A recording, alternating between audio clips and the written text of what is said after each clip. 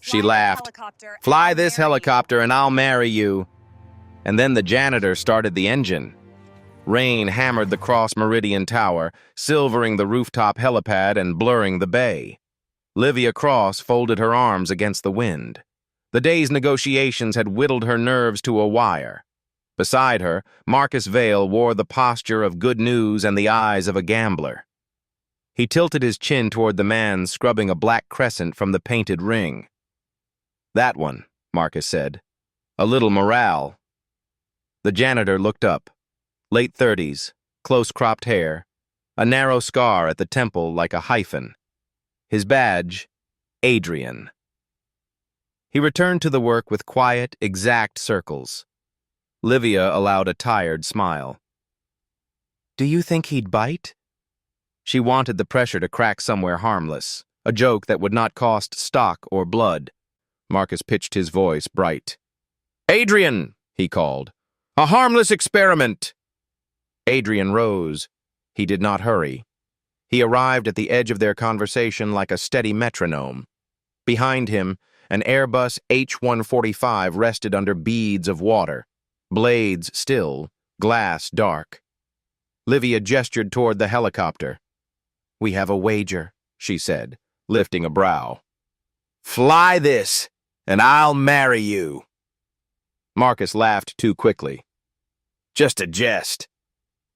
Adrian glanced from her glove to the aircraft, to the blurred horizon. No answer. He set the bottle on the cart and walked past them to the pilot's door. "Wait," Livia said softly. He checked the seal with 2 fingers, climbed in, and buckled with unshowy efficiency. Inside the cockpit, his hands found switches with the certainty of someone returning to a familiar paragraph. Battery, avionics, pumps. A thin whine braided with the weather. Rotor brake released. The blades began to turn. The engine rose in a clean, inevitable line. Adrian's gaze tracked the panel, steady. He eased the collective. The helicopter accepted air. No lurch, no stagger, just lift. Rain spiraled from the skids in bright halos. Livia's hair snapped against her cheek. She tried to summon a reprimand and found only awe. The H-145 hovered 20 feet up, a held note. A pedal press, a small nudge of cyclic.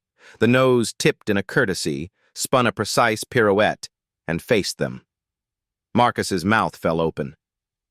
"He's practiced." Adrian slid forward over the tower's edge. For a heartbeat, the aircraft stitched itself to nothing, a seam that held. He traced a brief arc over Market Street, lights smeared to ribbons through the rain, then returned on the straight line of someone who had already calculated the answer.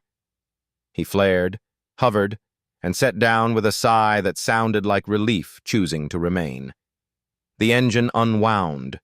Rain reclaimed the rooftop's percussion. Inside the canopy, Adrian was still. Then the latch clicked. He stepped out, closed the door with a care that belonged to nurseries and memorials, and returned to his cart. The crescent of rubber remained. He bent and finished the erasure. No one spoke. Livia's voice came back thin and real. "Who are you?" Adrian straightened, the rag folded into a neat square. Up close, his scar was only a modest hyphen. "Just the janitor, ma'am," he said. Marcus exhaled a laugh that couldn't decide its shape. "Some instinct," he offered, eager to domesticate what he had seen. Adrian kept working. "Instinct is what people name skill when they meet it late," he said, not unkindly. Wind pushed a film of water across the pad. The city breathed below, as though it had been holding itself up by habit. Livia walked to the helicopter and set her palm against the fuselage. The metal was cool, humming with a ghost of spin. She had built a career reading rooms, boards, faces, numbers arranged to hide and confess. In the last 90 seconds, a different language had spoken, hands fluent where her power ended. She did not know that language. Not yet. "Adrian," she said, trying the name. "How long have you been with Cross Meridian?" 8 months. "And before?" "Logistics," he said. A small word with deep corridors. Marcus checked his watch. "We should go. Legal is waiting." She didn't move. The storm had simplified things. Wind, water, lift, return. In that simplification, her thoughts sorted themselves. Someone on her payroll had returned the city to its humility, and then, without ceremony, to its tasks. That, too, was a kind of leadership. "Thank you," she said, meaning more than the pad's clean ring. Adrian nodded once and pushed the cart toward the door. One wheel squeaked, drawing a thin, honest line through the puddles. The stairwell closed behind him with a careful click. The helipad lights resumed their patient confession. Livia stood a moment inside the circle he had left in the air. Marcus recovered. "I'll have HR and security review his file," he said. "We shouldn't be surprised again." "Surprise," Livia said, almost to herself, "is a word for seeing late." She glanced at the sky where the storm rearranged its clauses. She had believed altitude was the point, stay above the weather. But lift is born in the storm. You do not escape it. You learn its spine, then rise. She brushed rain from her mouth and found she was smiling. Not at her line, not at Marcus's choreography, but at the accuracy of a thing done well in the place it belonged. The city below startled back into focus. "Let's go," she said. "We're late." They crossed the slick roof to the door. In the elevator's mirror, rain brightened her hair like threaded light. Marcus rehearsed an email in the glass. Livia held the quiet like evidence. Behind them, the helicopter rested. An instrument returned to silence by a man who had made it sing for only as long as truth required, and no longer. Downstairs, the night waited, ordinary again. But the story had already decided to begin, and it would not be content with a joke. Above, the storm kept its counsel and moved east. The city had dried by morning, but the storm had rearranged something inside Livia Cross. She stood before the glass wall of her office on the 74th floor, the skyline stretching like a chessboard she had once thought she mastered. The reflection looking back at her was precise, sculpted, practiced, but her mind was not. It kept looping to the hum of the helicopter, to the rhythm of those sure hands moving across the controls, as if born from muscle memory older than fear itself. "Pull everything on him," she said. Her voice came out steady, though her thoughts weren't. Marcus Vale looked up from the tablet where he'd been reviewing projections. "The janitor?" Livia didn't turn. "Adrian Wolfe. I want his employee file, background check, payroll, security clearance, everything." He blinked once, careful not to show confusion. "Of course." He tapped the screen. "Any particular reason?" Livia's lips curved faintly. "Because I don't like mysteries in my own building." Marcus smiled the way subordinates do when they think they've been invited into a secret. "Give me 20 minutes. When he left, she exhaled. The helicopter gleamed on the pad below, tethered in the morning sun, quiet as if nothing had happened. But something had. For the first time in a decade of running Cross Meridian, she felt the strange pulse of humility. A reminder that brilliance could exist in silence, waiting under the fluorescent lights, sweeping floors. The intercom buzzed. Marcus's voice carried a note of reluctant disbelief. "Sending the file to your main screen now." The digital folder opened with a single click. Sparse. Alarmingly so. Employee: Adrian Wolfe. Position: janitorial staff. Date of hire: 8 months prior. Background check: clean. Education: Previous employer, self-employed, logistics and transport. References, none. Performance, exemplary, no complaints, perfect attendance. And then, nothing. No addresses older than a year, no family listed, no social media, no photographs, no fingerprints flagged. It was as if he had appeared from vapor, signed a contract, and blended into the walls. Livia frowned. That's impossible. Marcus, standing a few feet behind her, crossed his arms. Our agency is the best. If there was something to find, they'd have found it. She scrolled, eyes narrowing. No tax history before last year. No driver's license renewals. And yet he rents an apartment, has direct deposit, health insurance, and somehow a pilot's instinct for an H-145. Marcus chuckled softly. Some people are just good with machines. Not that good. Her voice was ice. What's the difference between a hobbyist and a professional, Marcus? He shrugged. Certification? Consequences, she said. A hobbyist crashes. A professional doesn't. She closed the file. He's hiding. The question is, from what?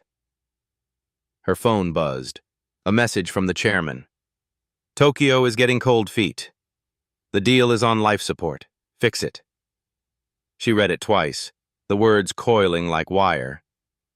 The Tanaka Group merger, their bridge into Asia, their 10-year expansion, her father's unfinished dream, was slipping through her hands. Livia turned to Marcus. What's happening in Tokyo? He straightened, sliding seamlessly into his familiar polished calm. A misunderstanding, I'm sure. Cultural friction. They felt our final terms were too assertive. I've already drafted a softer revision.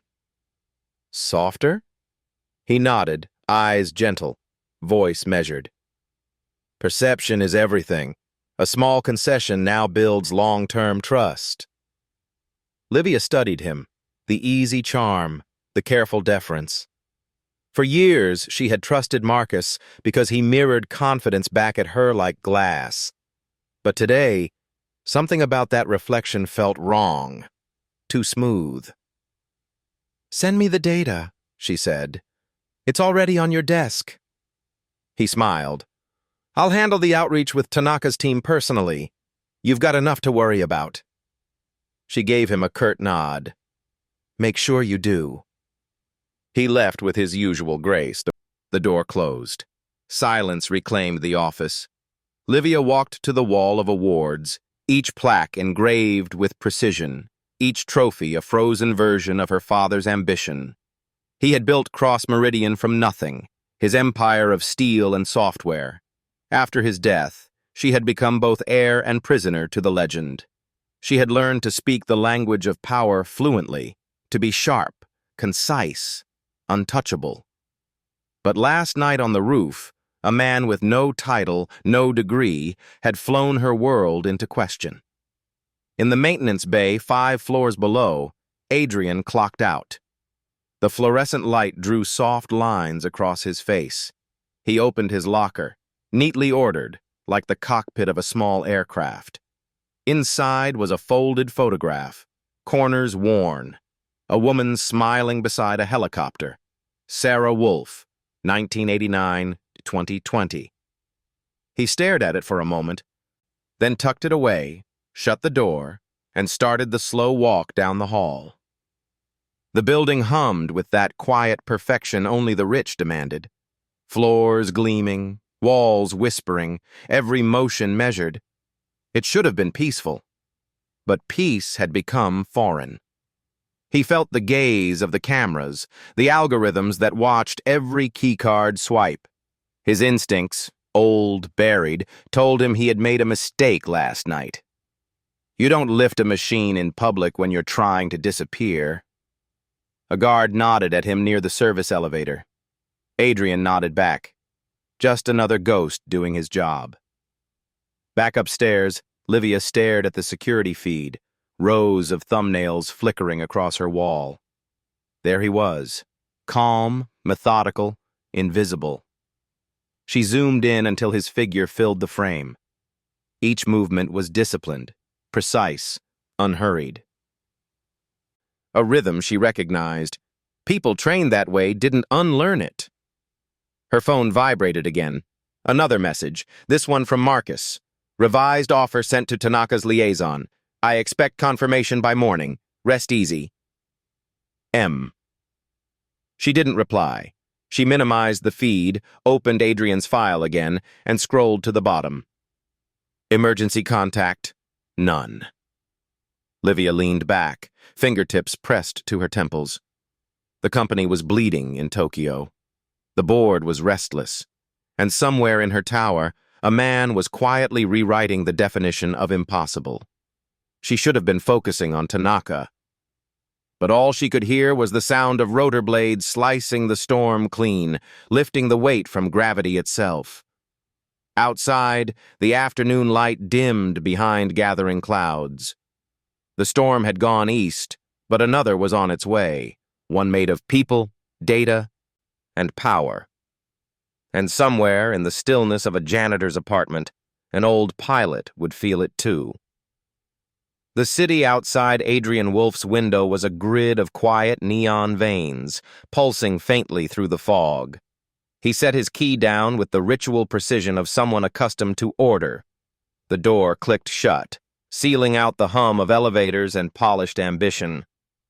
Inside, his apartment smelled faintly of cinnamon and detergent. A lamp on the counter burned low, its bulb wrapped in paper shade to soften the light. The air was warm, lived in. Here, the world stopped pretending to be infinite. Daddy! A small voice, then a streak of motion. A brown-haired girl in socks sliding across the tile, clutching a small volcano made of cardboard and paint. Adrian barely had time to crouch before she crashed into him. He caught her easily, lifting her off the ground, her laughter pressing against the hollow in his chest that no noise had filled in years. Nova Wolfe, he said, mock stern. Mission report. She grinned, missing one front tooth. It erupted, but it went everywhere, so Mrs. Gable said next time we do it outside. She also said I used too much baking soda. But that's not true. Of course not, Adrian said. Real scientists never think there's such a thing as too much. She wrinkled her nose. She also smells like mothballs. He laughed, the sound surprising even him. It filled the apartment differently than the storm outside. It was soft, domestic, fragile. Go wash up, Firefly, he said, setting her down. Dinner in 10. She darted toward the sink, humming something half-remembered from a cartoon. The old floorboards sighed beneath her. Adrian stood in the doorway and watched her, that small shape against the warm light. Every evening was a rehearsal for peace, tacos, homework, stories about a world where people didn't vanish into the sky. But peace, he knew, was only ever rented. The kitchen was small but disciplined. Knives aligned like soldiers, spices in alphabetical order. Cooking was control. It was the one place life obeyed instructions. He reached for the pan, the sizzle of oil rising like applause. Outside, the fog pressed closer. From the table, Nova said, Daddy, were you flying again? The spatula paused mid-air. What makes you ask that? She shrugged, unconcerned. Your eyes look like they do when you tell the stories about Mommy's missions. Adrian's jaw tightened. No, Firefly, just a long day at work. Oh. She twirled a strand of hair. Did they finally give you the gold mop? He smiled despite himself. Not yet. Maybe next quarter. Nova laughed, a sound so bright it felt like permission to breathe. Dinner was ritual.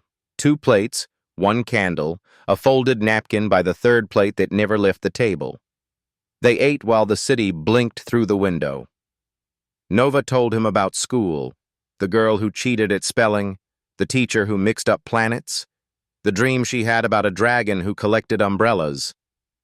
Adrian listened as if decoding an encrypted language, nodding at the right intervals, his mind tracing an entirely different sky, one painted in radar green and tracer fire, where sound came from engines, not laughter. He looked at Nova, the way she tilted her head when thinking, the same way Sarah used to. His hand brushed the empty chair beside him. "You'd like this," he murmured. Nova glanced up. "What?" "Nothing," he smiled. "Eat your taco before it gets cold." Later, when she slept, he moved through the small apartment like a ghost, checking locks in a church. The fridge hummed. The rain returned. He turned off every light except the one by the window and sat with a worn photograph. Sarah stood beside him in desert sunlight, flight suit unzipped at the neck, grin wide enough to make the camera tilt. The patch on her shoulder read, U.S. Air Rescue. Parajumpers. He'd been a pilot then, she the medic who could stop bleeding with a glance. They'd met in a training hangar, arguing over a checklist. Married under the same sky they both promised to obey, and lost her to that same sky. The flashback came as it always did. Sandstorm. Static. The voice in his headset. "We're hit! Engine 2's gone! She's still on the ramp!" Then silence. Always silence. He pressed the photo to his forehead, eyes closed, breath steadying against memory's sharp edge. "Never again," he whispered. "Not again." But last night he had. He'd felt the lift again, the instruments vibrating under his palms, the peace of purpose. For 90 seconds, the man he buried had breathed. He didn't regret flying. He regretted that he'd remembered what it felt like to be alive. A knock at the door startled him. 3 soft taps. Measured. Unfamiliar. He stood, slid the photo under the table, and opened the latch an inch. The hallway beyond was empty, except for an envelope lying on the floor. He picked it up. No name, no stamp, just his address, typed in clean corporate font. Inside, a folded sheet on cross-meridian letterhead. "Mr. Wolfe, your assistance is requested for the upcoming company family day. Presence required. Facilities management." He smiled faintly. Family day. The phrase sounded like camouflage for observation. Someone had noticed. He tore the letter once, then again, letting the pieces fall into the trash. But the unease didn't. At midnight, he checked on Nova. She slept sideways, one leg outside the blanket, her stuffed owl clutched like a parachute. He brushed a strand of hair from her forehead and whispered, "Sleep safe, Firefly." Then he went to the window. The bay was a smear of reflected light, Cross Meridian's tower rising from it like a blade. On the rooftop, faint red beacons blinked where the helicopter rested. He could almost feel the cyclic in his hand again, the subtle pressure, the way lift hums against resistance. There was a rhythm to flight, one you never truly lose. It waits, patient, beneath the bones. His phone buzzed on the counter. Unknown number. A text message. "Nice flying yesterday. LC." He stared at it for a long time, then typed 3 words. Just doing maintenance. He hovered over send and stopped, deleted it. Instead, he powered the phone off, set it face down beside the photo of Sarah, and turned the lamp low. The rain outside had softened, but inside the walls something was stirring. A tremor, faint but sure, like the sound of rotors winding in the dark. He told himself it was nothing, that he was invisible, that no one could reach into the life he had built from ashes and quiet.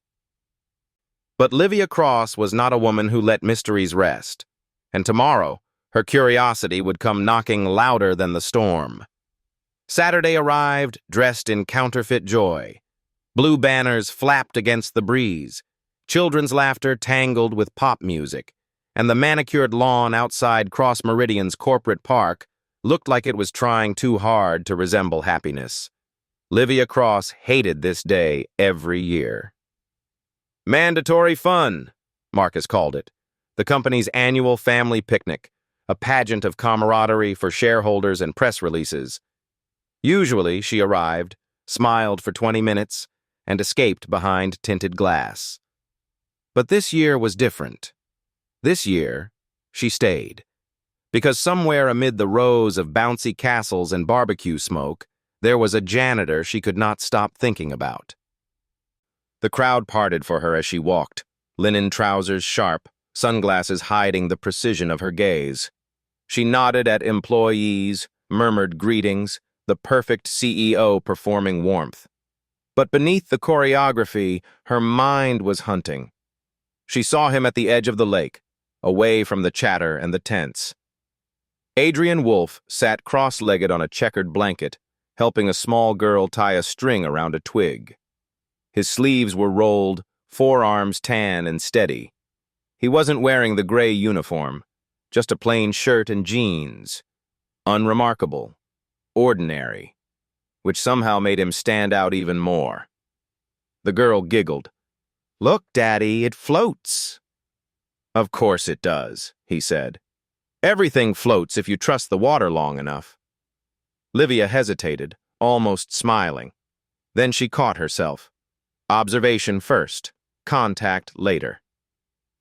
But curiosity isn't patient. She walked toward them, heels sinking slightly into the grass. "Mr. Wolfe," she called. Adrian looked up, eyes narrowing a fraction before flattening into calm neutrality. "Ma'am." The little girl, Nova, the file had said, looked from her father to Livia. "Are you my daddy's boss?" Livia blinked. "Yes, I suppose I am." Nova studied her, serious. "Your face looks mad." Livia frowned. "Mad? You have the kind of eyebrows Mrs. Gable gets before she calls parents." Adrian almost choked on a laugh, covering it with a cough. "I'm not mad," Livia said softly. "I just don't smile much at work." Nova tilted her head. "You should try. It helps people breathe better." The woman who negotiated billion-dollar contracts was, for once, speechless. "I'll remember that," she managed. Nova lifted the leaf boat proudly. "This is for the Frog King. It's the strongest boat on the lake." Livia crouched beside her, careful not to wrinkle the silk. "It looks very structurally sound." Adrian's mouth twitched, the ghost of a smile. "She's our chief naval architect."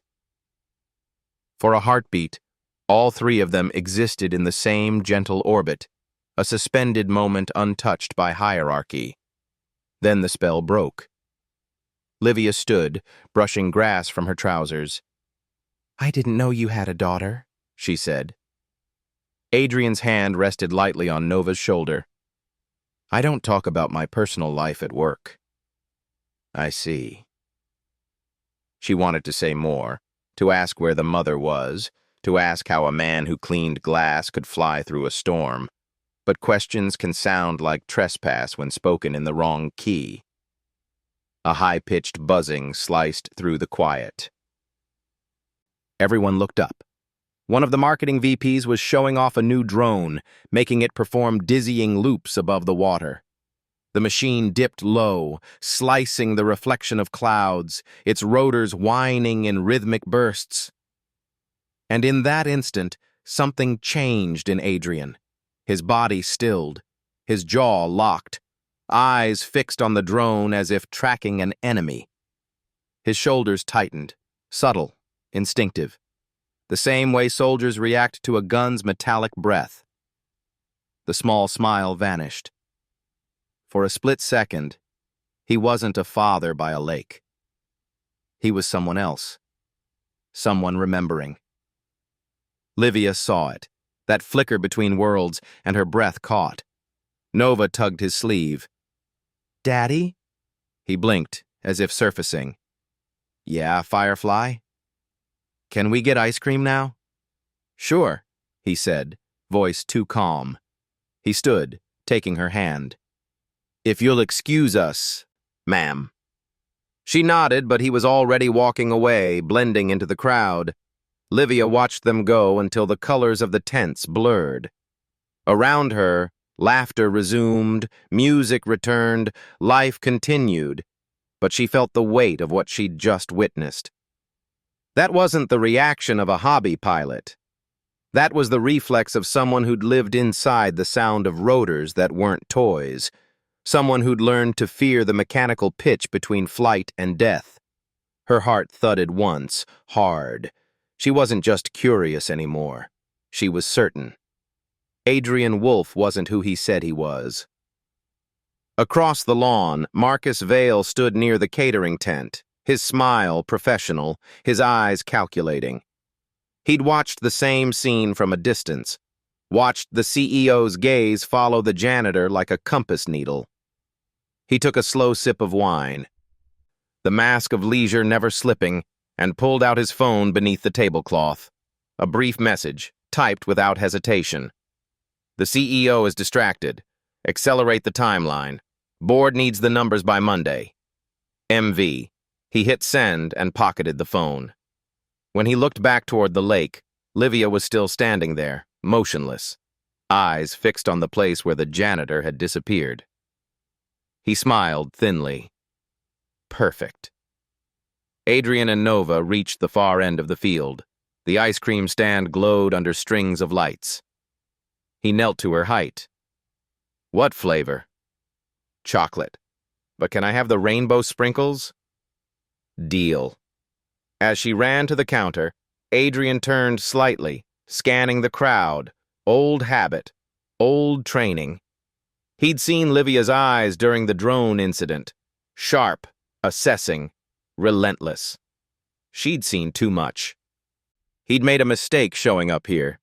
This day wasn't just for families, it was surveillance disguised as community.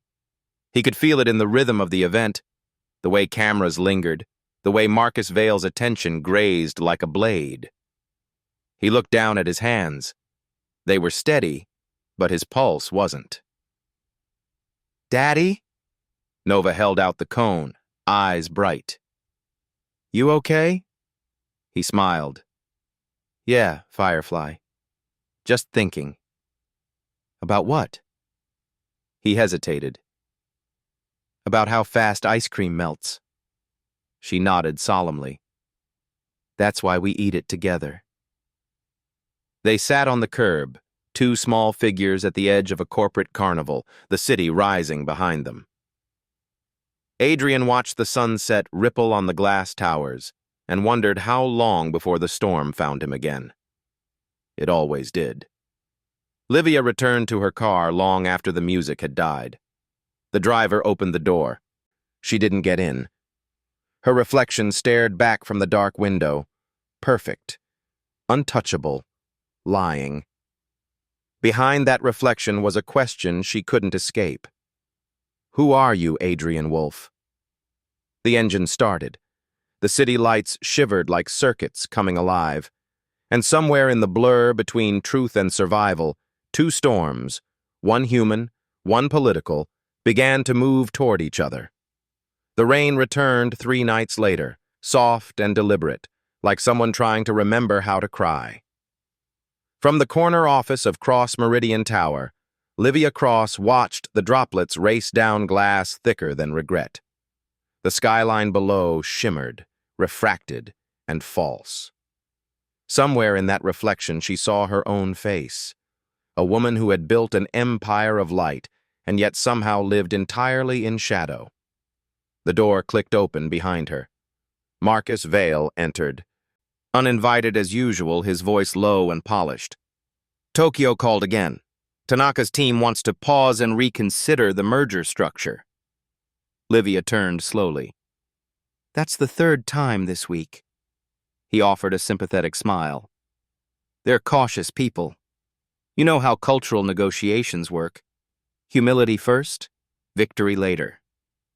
She walked to her desk, every step deliberate. Humility is one thing, doubt is another. Marcus spread his hands. They need reassurance. Give them one symbolic concession, a reduction in oversight on logistics. They'll take it as goodwill. That division is our spine, she said. Without it, the company breaks in half. Marcus's eyes flickered, a microsecond of something that wasn't empathy. Better a bruise than a break, ma'am. A small surrender to win the war. Livia studied him, the way one studies a chessboard that has begun to smell like smoke. She didn't answer. Marcus inclined his head slightly, the courtier to a queen. I'll have legal draft it. When he left, silence followed like an accomplice. Hours later, she was still at her desk, the contract unsigned. Her phone vibrated once. Security cam feed flagged. Janitor access, level 48. Adrian Wolfe. Livia hesitated for the briefest second before curiosity overruled caution. She pulled her coat on and stepped into the elevator. When the doors opened, she found him exactly where the report said he'd be, kneeling by the glass wall, polishing it in patient circles. The city's nightlights glowed around him like constellations in reverse. "Working late?" she asked. He didn't startle. He looked up calmly, as if he'd known she was coming. "This floor's always quiet. Good for thinking. I didn't know janitors needed quiet to work. Everyone needs quiet to see."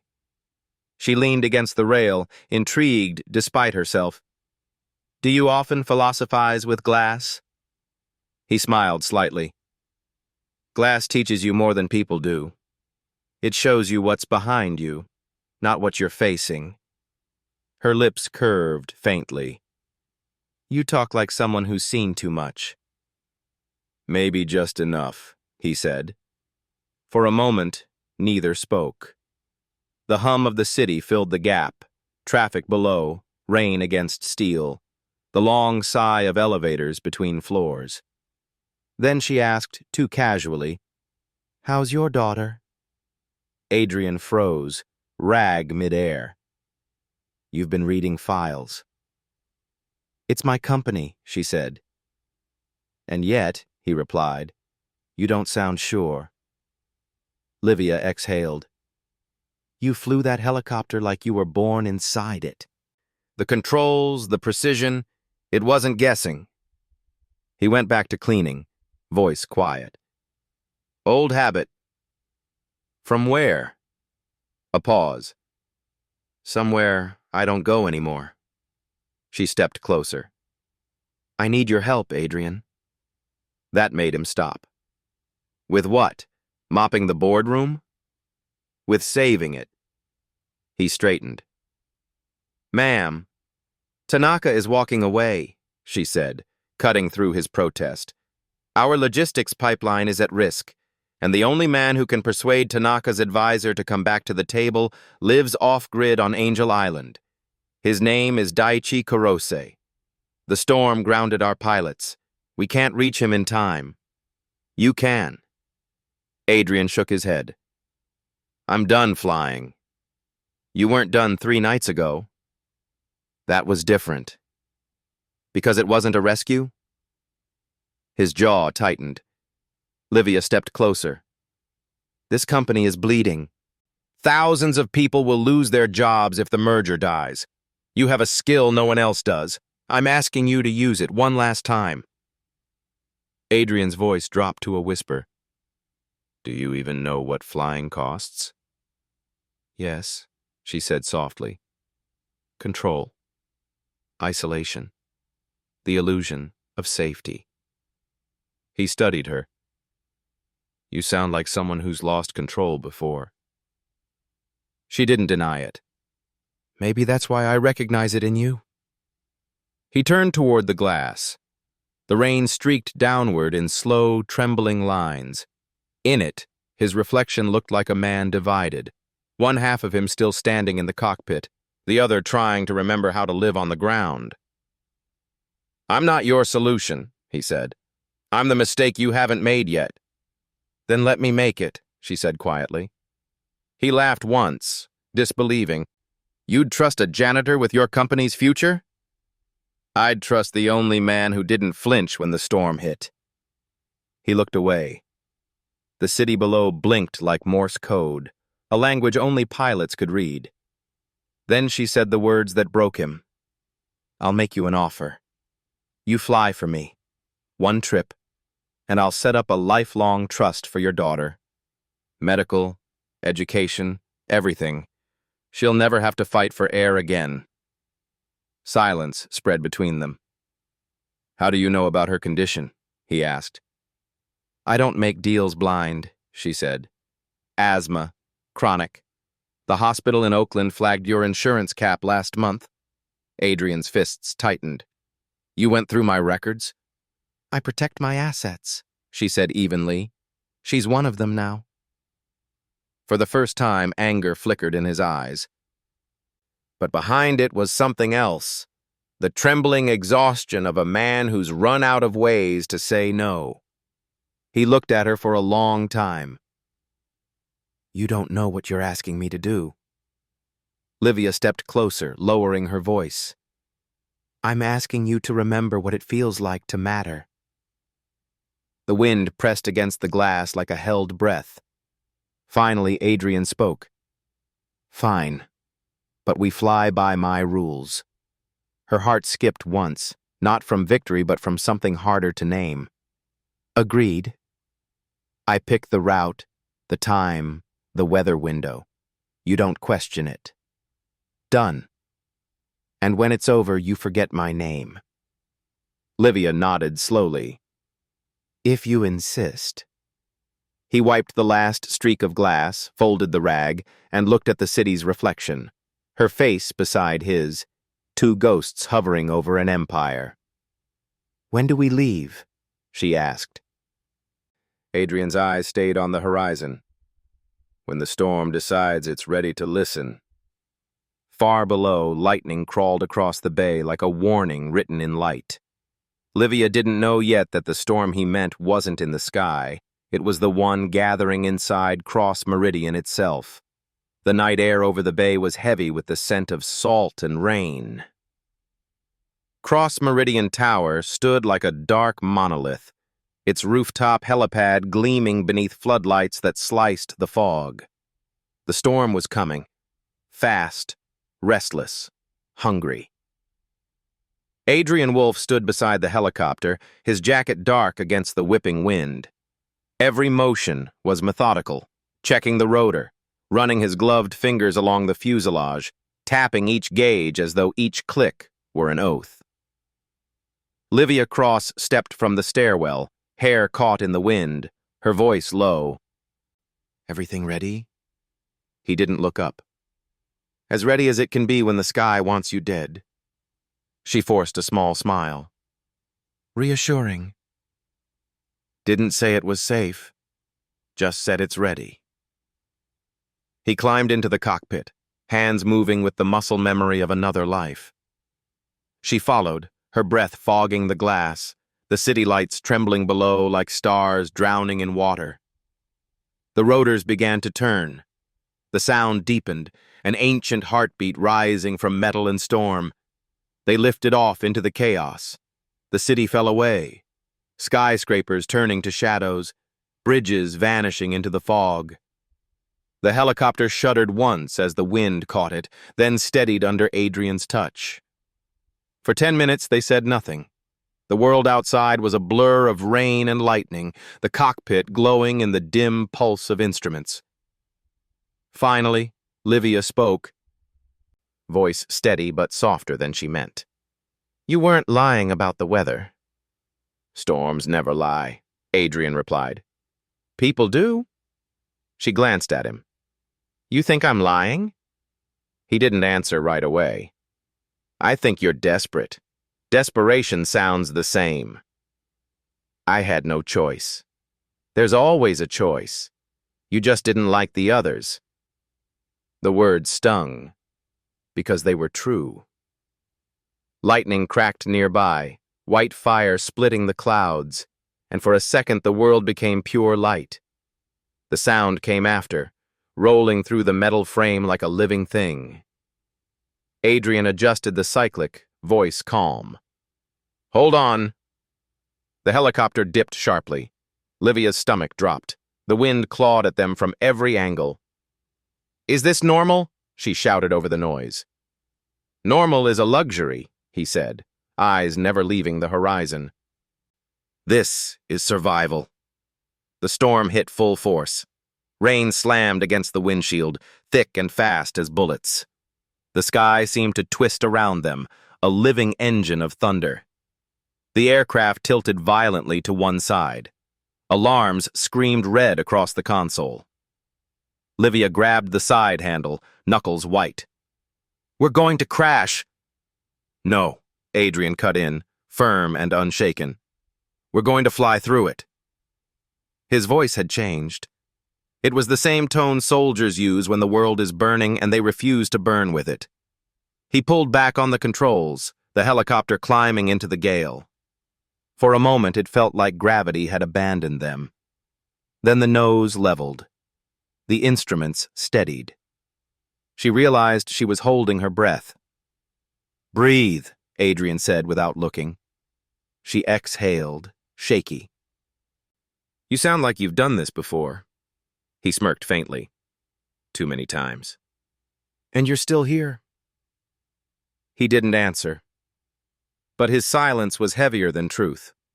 The worst of it hit near the headlands. Crosswinds ripped across the rotor disc, buffeting the craft so hard it felt like being punched by the air itself. Adrian's every movement was deliberate, economical, his left hand easing the collective, his right dancing over the pedals, the way one might calm a terrified animal. Outside, the world was a smear of gray and lightning. Livia dared to speak again, her voice breaking. Why did you stop flying? He hesitated. The thunder covered the pause. Because I couldn't land where I needed to, he said at last. She frowned. What does that mean? It means, the last time I flew, I didn't bring everyone home. The words fell between them like debris. Livia didn't press. She just watched him. The focus, the quiet control, the way his eyes scanned every flicker of the storm like he was reading it. It wasn't just skill. It was instinct, carved by pain. And for the first time since her father's death, she felt something unfamiliar in the middle of chaos. Trust. Minutes stretched into an hour. The storm began to loosen its grip. Adrian guided the helicopter beneath the last sheet of cloud, the turbulence fading into a steady hum. Through the rain-streaked glass, the ocean appeared below, a black mirror flecked with whitecaps. Ahead, faint and distant, a small island rose like a secret kept too long. That's it, he said quietly. Daichi Kurose's place on Angel Island. Livia leaned forward. The island was half swallowed by mist, a jagged silhouette against the dying storm. A single landing pad glowed faintly near the cliffs. Adrian brought them down with surgical precision. The helicopter touched the pad as gently as if it had been waiting for them all along. When the engine finally powered down, silence filled the cockpit. Thick, absolute, holy. Livia let out a breath she didn't know she'd been holding. You make it look easy. He gave a tired smile. That's how you know it isn't. She turned to face him. Thank you. He nodded once. Don't thank me yet. The hard part's when we go back. They stepped out into the wind. The air smelled of cedar and salt. Ahead, a figure approached through the rain. An old man in a long coat, his lantern swinging like a pendulum of time. Daichi Kurose, Livia murmured. Adrian looked at her. You sure he'll help? No, she said, but I'm sure I have to try. As they followed the old man up the narrow stone path toward the house, lightning flared again over the sea. The world seemed to hold its breath between flashes, and in that suspended silence, Adrian realized something he hadn't dared admit until now. He wasn't afraid of the storm outside. He was afraid of the one walking beside him, because somewhere between the sound of thunder and her whispered thanks, he had started to care whether she survived. The storm had passed, but its memory lingered in the air, sharp, metallic, and wet. Waves beat against the cliffs below like slow applause, and the wind carried the scent of cedar and cold sea. Livia Cross followed the old man up the narrow stone path, the beam of his lantern swaying across moss and mist. Adrian Wolfe walked beside her in silence, his boots crunching on gravel, his shoulders still wired with the residue of flight. The man at the front did not look back. He didn't need to.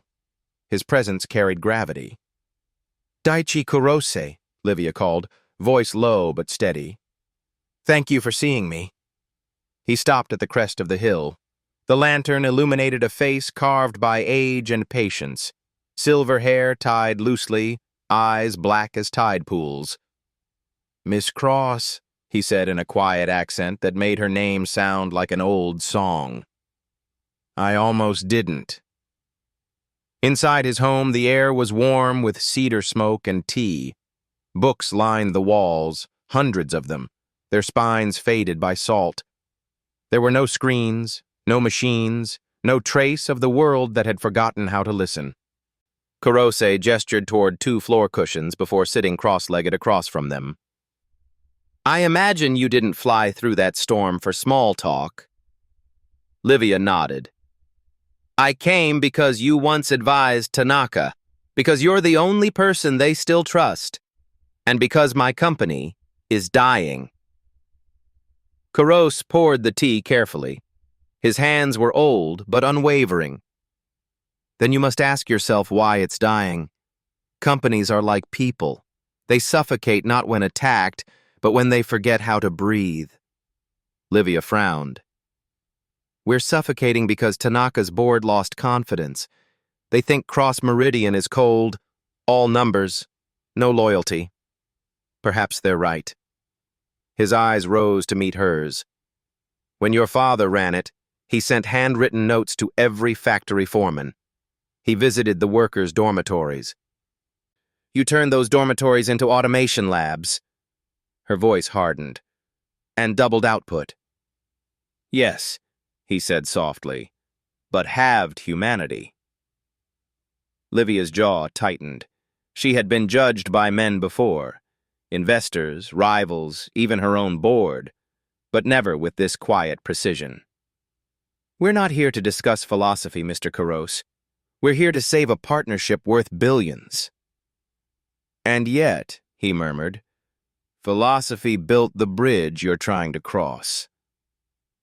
Adrian watched the exchange from his place near the door. He'd seen negotiations before, generals in tents, envoys with trembling hands. But this was different. It wasn't a duel of numbers. It was the slow unearthing of truth. Kurose turned to him suddenly. "And you, pilot, what do you believe this company stands for?" Adrian blinked, caught off guard. "I'm not part of it." The old man smiled faintly. "Then you are the only one who can answer honestly." Livia looked at him, curiosity and warning mixed in her eyes.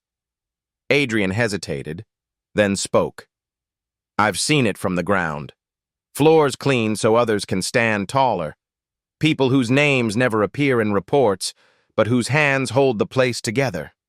Cross Meridian doesn't need more investors, sir. It needs eyes that remember who's invisible." Kurose studied him for a long moment, then nodded once, almost to himself. "A soldier's clarity," he murmured. "You've known command." Adrian's voice was quiet. "And loss." The old man's gaze softened. "Then you understand balance. You fly through storms not to conquer them, but to learn their rhythm." Livia frowned slightly, trying to read between their words. "What are you saying?" Kurose turned back to her. I'm saying I will speak to Tanaka. She exhaled, the relief sharp enough to hurt. You'll convince them? I will tell them that Cross Meridian can still remember its soul, he said, pouring the last of the tea. But that soul must have a new name. You. Livia froze. What do you mean? Kuros's voice was calm, but absolute. The board will strip you if this fails. You can fight them with contracts, or win them with faith. You must rebuild what your father once built. Not from numbers, but from people. And when you do, Tanaka will follow. For the first time in years, Livia didn't know what to say. The old man stood, setting down the empty cup. Leave before the next storm. It will not be kind to linger. Outside, the air had grown colder. Clouds still hung heavy over the sea, but the rain had paused, the kind of silence that comes before everything changes. Livia stopped halfway down the path. You didn't have to speak back there. Adrian adjusted the strap of his bag. He asked. I answered. You didn't just answer, she said. You saved the meeting. He glanced at her. I told the truth. It's cheaper than lying. Then why hide it everywhere else? He didn't reply. His eyes were fixed on the horizon, where lightning flickered faintly like memory. Who are you really, Adrian? She asked quietly. He turned to her then, rain starting again, soft against his face. Someone who's done enough for one night. He walked toward the helicopter. She watched him go, the wind tugging at her coat, the taste of salt on her lips. She had built her empire on reading people, their greed, their fear, their weaknesses. But this man was a locked door she couldn't open. And the worst part was, she didn't want to force it. She wanted him to choose to unlock it himself. Inside the cockpit, Adrian ran through his checklist. Everything worked. Everything gleamed. Everything hummed with readiness. Except him. He stared at the controls, their glow familiar and dangerous. His reflection in the canopy looked older, heavier. He thought of Nova's laugh, of Sarah's voice in that last storm, of the silence that came after. The rain began to fall harder. Livia climbed in beside him. Ready? He didn't answer immediately. You realize, he said, that once we're back, they'll come for you. I've been surrounded my whole life, she replied. It's time I learned how to fight back. He looked at her then, not as her pilot, not as her employee, but as someone who understood what it meant to walk straight into danger because retreat wasn't an option. Then buckle in, he said. We're going home the long way. As the helicopter lifted from the pad, the lantern at Daiichi Kuros's door flickered in the distance, a faint golden heartbeat swallowed by the rain. And in that trembling light, Livia Cross understood something her father had always known but never said. Some storms don't end. You just learn which ones are worth flying through. By the time they reached the mainland, dawn had barely scraped its gray light over the skyline. Cross Meridian Tower loomed ahead like a blade of glass, reflecting a city still asleep, a perfect symbol for power unaware it was already bleeding. Adrian guided the helicopter down onto the rooftop pad with a soldier's precision. The moment the skids touched metal, the hum of the rotors filled the morning air like a distant drumbeat. Livia Cross unbuckled her harness, exhaustion sinking into her bones. She had done it. Kuros had agreed. The company would live. But as she looked down through the mist at the glowing offices 40 floors below, a chill ran through her. Something felt wrong. Too many lights. Too early. They entered the executive level. The marble floors gleamed, the silence surgical. Then came the echo of hurried footsteps, the low murmur of voices. Marcus Vale stood at the far end of the hall, tablet in hand, suit immaculate, expression composed. "Livia," he said smoothly, as if greeting an old friend. "You're back. We were worried." She froze. "Worried?" "There's been concern about your absence." "The board convened early this morning. My absence was planned. I told you that you'd be unreachable," he interrupted softly. "And you were, which in our current climate looks unstable." Something in his tone clicked into place, that soft, patient cruelty that only comes from someone who's already won. Adrian's jaw tightened. He said nothing, but the muscles in his neck coiled. Livia stepped closer, her heels sharp against the marble. "You orchestrated this." Marcus smiled thinly. "Don't flatter me. I simply took responsibility when you abandoned your post mid-crisis." "You leaked it," she said quietly. "You told the board I was gone." He didn't deny it. "I told them the truth, that you were taking an unauthorized trip in the company helicopter during active negotiations with a janitor." The word landed like a slap. Adrian didn't flinch, but Livia saw the flicker in his eyes, the quiet insult cutting deeper than Marcus could ever understand. "What's this?" she asked, nodding toward the folder in his hand. He held it up. "Board resolution draft. A vote of confidence in new leadership." Her voice turned to ice. "You." "Who better?" he said. "The board wants stability. You gave them chaos.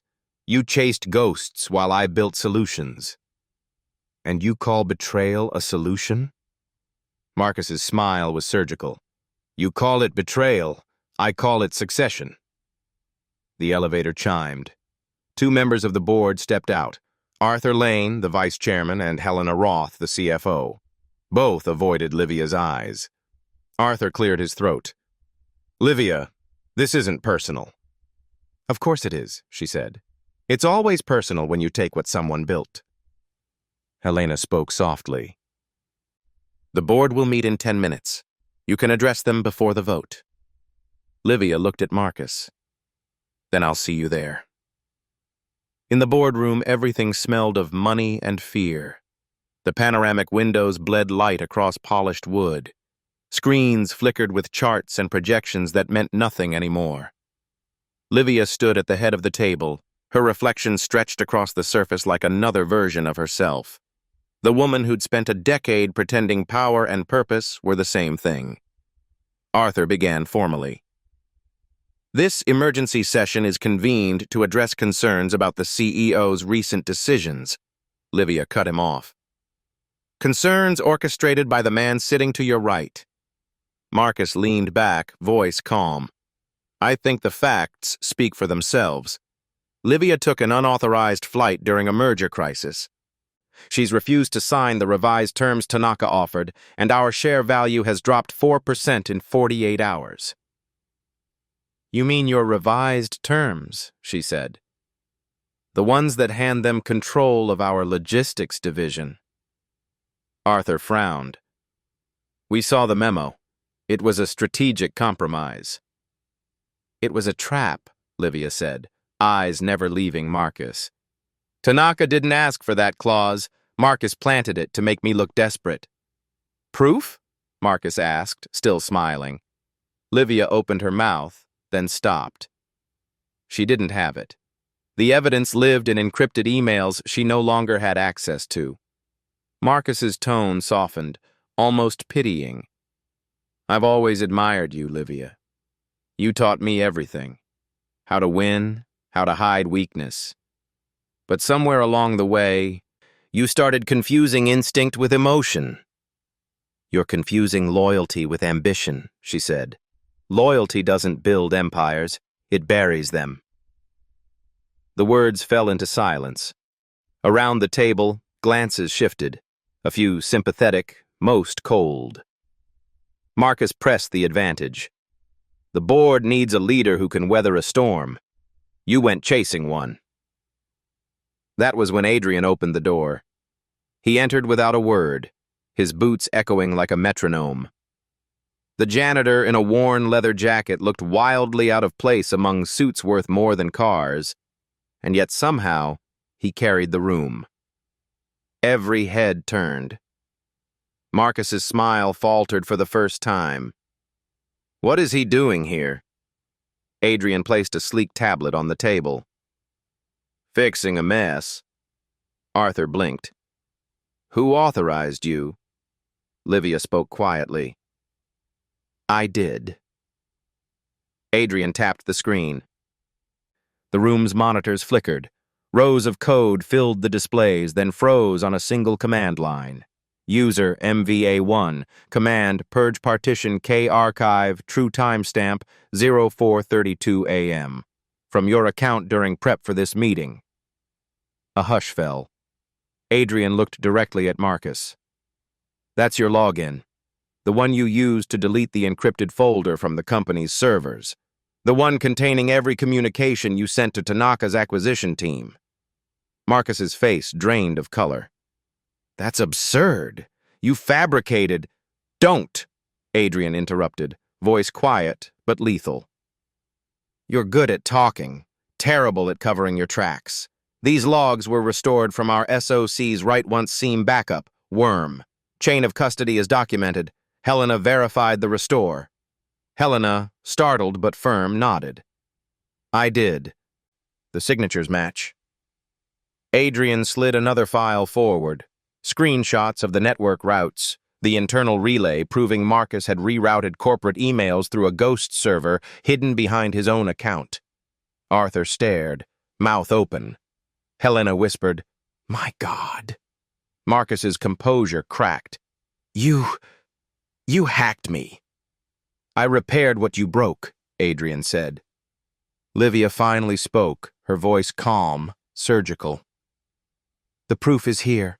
You sabotaged Cross Meridian's merger, leaked internal data to our rivals, and staged a coup while I was securing our survival." Marcus looked around, desperate for a lifeline. "You can't believe him. He's a janitor." Adrian's gaze was cold. "Then you just got outflown by the janitor." Security entered silently. Arthur gave a single nod. Marcus tried one last time, his voice cracking. "You're making a mistake. She's unstable. She'll destroy this company." Livia stepped closer, her shadow falling over him. "You already did." As they led him out, his voice echoed down the hallway, half laugh, half scream. "You think you've won, Livia? You've only delayed the inevitable." The doors closed. Silence reclaimed the room. Arthur turned to Livia, eyes heavy with shame. "We were wrong." "I know," she said quietly. "Let's make it mean something." Adrian stood by the window, watching the rain start again. Gentle this time, almost forgiving. "You didn't have to do that," Livia said. "Yes, I did," he replied. "You just didn't have to ask." Their eyes met. Two storms finally finding the same horizon. Outside, the city began to wake. The rain eased by afternoon, leaving the city glazed in silver light. Inside Cross Meridian Tower, silence had a new sound. Not fear, not tension, but recovery. A machine breathing again after years of grinding against itself. The boardroom that had once felt like a courtroom was empty now. Only two people remained. Livia Cross stood by the window, staring down at the city she had nearly lost. Behind her, Adrian Wolfe leaned quietly against the far wall, sleeves rolled, jacket slung over a chair, his presence grounding the room like gravity. Neither spoke. Words felt too small. Finally, Livia said softly, "It's strange. I've spent 10 years fighting for this company, and when I finally save it, I don't know if I still belong to it." Adrian looked at her reflection in the glass. Maybe belonging was the problem. She turned, brow furrowed. What do you mean? You built this place to prove you deserved it, not to live in it. Her lips parted, but no reply came. He was right. Her empire had been armor. The office lights, the mirrored walls, the board meetings, all of it had been a fortress she mistook for purpose. Then what do I do with it now? She asked quietly. Adrian's gaze drifted to the skyline. You rebuild it so people stop disappearing inside it. He left her then, walking the hallways he'd once mopped in silence. The same marble, the same cold shine, but this time, every reflection told a different story. Employees glanced up as he passed. Some nodded, others whispered. The janitor who'd saved the company. The myth made of mops and thunder. He hated it. Legends had weight, and he'd spent too many years learning how to live light. At the elevator, Livia caught up with him. You're leaving. He didn't deny it. My job's done. Your job? She repeated. Or your escape? He hesitated. Does it matter? Yes, she said. Because running is still running, even when you do it quietly. Their eyes met. There was no accusation there, just truth, raw and unsentimental. Livia, he said softly, the only thing I've ever been good at is leaving before I break what's left. And the only thing I've ever been good at, she replied, is pretending that doesn't hurt. They ended up in the rooftop hangar, poetic, maybe inevitable. The storm clouds had thinned, leaving streaks of sun that made the wet metal glow. The helicopter sat motionless, blades stilled, like a beast at rest. Adrian brushed a hand along the fuselage. You ever notice, he said, that every flight ends the same way? No matter how high you go, how long you stay, you always come down. Maybe that's not failure, she said. Maybe it's mercy. He looked at her then, really looked. The precision in her posture had softened. The CEO mask was gone, replaced by something rarer, a woman still learning how to be seen. You changed today, he said. She smiled faintly. You did too. No, he murmured. I just remembered what I used to be. The wind rose again, tugging at her hair, carrying the faint smell of salt. She folded her arms, eyes on the city. You could stay, you know. He laughed quietly. And do what? Teach executives how to clean glass? She shook her head. No. Teach them how to see through it. He blinked, and in that silence, something fragile moved between them.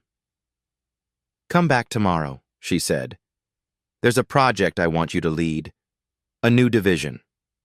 Internal growth, employee development, human potential. You'll have the freedom to build it from scratch. He tilted his head. You want the janitor to teach your executives humanity? I want the only man who didn't look away when the storm hit. For the first time, he didn't argue. Later that night, in his apartment, Adrian packed slowly. Nova was already asleep, curled beneath a blanket covered in painted stars. Her small hand clutched her mother's photo, a habit he never corrected. He watched her for a long time, every rise and fall of her breathing reminding him why he'd fought so hard to stay invisible. But maybe invisibility wasn't safety anymore. Maybe it was cowardice disguised as peace. He ran a hand through his hair, then pulled out a blank sheet of paper. Cross Meridian, Department of Human Potential. He wrote the name carefully. Underneath, he scribbled a note to himself. Find the ones who are seen last, heard least, and build around them. He stared at the words for a long time, then smiled. The next morning, Livia stood in the company's atrium, speaking before a crowd of employees. Her voice was different now, steady, unarmored. For too long we've measured worth by titles and salaries, she said. But the truth is simpler. This company is built by hands that never sign documents, by eyes that never attend meetings, by people whose names don't echo in press releases. That ends today. She paused, the echo of her words sinking into the marble floor.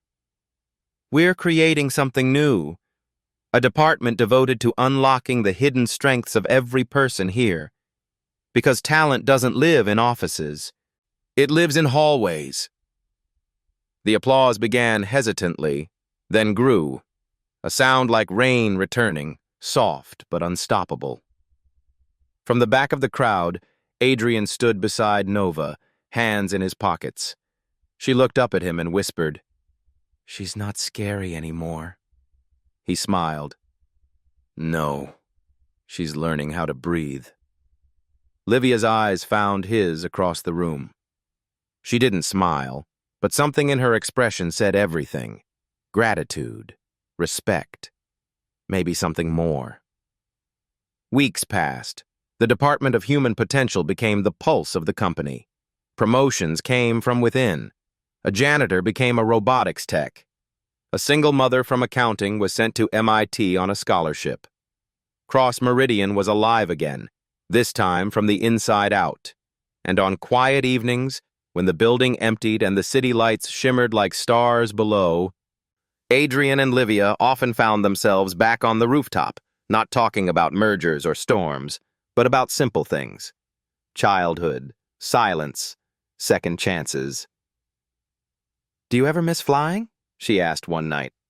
He looked out over the skyline, the wind brushing his face. "Every day." "Then why stay on the ground?" He turned to her, eyes soft but unflinching. "Because sometimes the hardest flight is learning to land." Below them, the city thrummed with 1,000 invisible lives, janitors, clerks, engineers, dreamers, all part of the same heartbeat. And above them, the clouds began to thin, revealing the faint glow of a sunrise trying to break through. Livia exhaled slowly. "You know," she said with a half-smile, "I still owe you something." He frowned. "What?" "That bet. About flying." Adrian laughed, the sound low and real. "You remember that?" "I remember everything that humbled me." He reached for her hand, gentle, certain. "Then let's call it even." They stood there, the pilot who'd forgotten how to fly and the CEO who'd forgotten how to live, watching the sun climb above the glass horizon. No words, no vows, just calm, the kind that costs everything and is finally blessedly earned. Morning came softly, not with thunder or triumph, but with the quiet grace of survival. For the first time in years, Cross Meridian Tower felt human. The air smelled of coffee, paper, and rain. Footsteps no longer echoed like commands, but like conversation. From the 40th floor, Livia Cross looked out over the city her father once ruled. The sunrise painted gold across glass and steel, and for a fleeting moment, she saw not a kingdom, but a living thing, breathing again. Behind her, Adrian Wolfe entered, carrying 2 mugs. His sleeves were rolled, tie loose, posture unguarded, a man who had stopped fighting gravity. "Still come in before dawn?" he asked, setting one mug beside her. "Habit dies slower than fear," she said. "But I'm trying." He smiled. "Progress." She took the mug. "You?" "Nova made me breakfast. Pancakes shaped like stars. I didn't have the heart to tell her they looked more like asteroids." Livia laughed, the sound soft but real. "How's she doing?" "She's breathing better," he said. "New treatment's working. She asked if she could visit here one day. Said she wants to see where her dad saved a company." Livia turned toward him. "You should bring her. Let her see what you built." He tilted his head. I didn't build anything. You did. No, she said. You reminded me what it's supposed to mean. That afternoon, the new training hall opened, sunlight spilling through floor-to-ceiling windows, rows of tables filled with employees from every rank. Engineers sat beside janitors, accountants beside mechanics. On the wall, in clean silver letters, a phrase shimmered under the light. Every hand builds. Livia stood at the podium, simple gray dress, no jewelry but a thin silver watch her father had given her years ago. Adrian watched from the crowd, Nova at his side, her small hands clutching a paper plane. This place used to run on fear, Livia began. We called it discipline. We called it excellence. But the truth is, fear builds nothing that lasts. The audience was silent. She continued. Cross Meridian will no longer measure its strength by market share or patents, but by people, by how many of us rise together. Because brilliance means nothing if it forgets kindness. Her voice softened. And if you ever doubt your worth here, remember this. The janitor saved us. A ripple of laughter, a few tears, applause that began small, then grew like thunder rolling backward from a storm that had already passed. Adrian looked down, embarrassed. Nova beamed. They're clapping for you, Daddy. He shook his head, smiling. No, Firefly. They're clapping for what comes next. After the ceremony, Livia found him by the balcony overlooking the city. The wind carried the low hum of traffic and the scent of spring rain. You handled that well, he said. Public speaking or redemption arcs? She teased. Both. They stood in silence for a moment. The world below them glimmered, moving, alive. You ever think about leaving again? She asked quietly. Every day, he admitted. But then I remember, flying isn't about running, it's about returning. Returning to what? He looked at her, eyes calm. Whatever's worth landing for. Weeks turned into months. The company flourished. Reports spoke of a cultural revolution inside Cross Meridian. Other firms sent envoys to study their model. But Livia barely noticed the headlines. Her attention was elsewhere, in smaller things. The janitor who invented a spill-resistant cleaning agent now worked in R&D. The receptionist who loved numbers ran an internal audit project. Nova's painting hung in the lobby, a simple drawing of a sunrise with 3 words beneath it. We made it home. One late evening, Livia walked through the empty halls. The glass reflected her softer now, not the queen of the tower, but its caretaker. Her heels clicked less sharply. She reached the rooftop and found Adrian there, sitting on the edge, coffee in hand, the city spread beneath like a constellation. You never sleep, she said, joining him. He shrugged. Pilots get used to odd hours. Besides, I like the quiet. Feels like the world's finally listening. She sat beside him, close enough to feel the warmth of his shoulder. The night wind tousled his hair. You could fly again, you know, she said gently. Not for the company, for yourself. He smiled without looking at her. Maybe someday, but not tonight. Why not? He turned, eyes meeting hers, steady and sure. Because I already am. They stayed like that for a long time, 2 survivors of different storms, watching the skyline pulse with distant life. No need for words, the kind of silence that heals instead of hides. Livia reached into her coat and handed him something, a small silver keycard engraved with the company crest. What's this? He asked. Access to the rooftop hangar, she said. Whenever you're ready. He smiled, tucking it into his pocket. You always did believe in second chances. Only for the ones who've earned them. As the night deepened, the lights below blurred into golden rivers. The world seemed softer, the air almost forgiving. Nova's laughter echoed faintly from the hallway. She'd convinced security to let her explore again. Adrian smiled, shaking his head. Livia watched him, memorizing the way peace finally fit him. "You look different," she said. "So do you," he replied. "Less armor."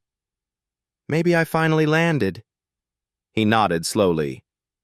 "Yeah, you did."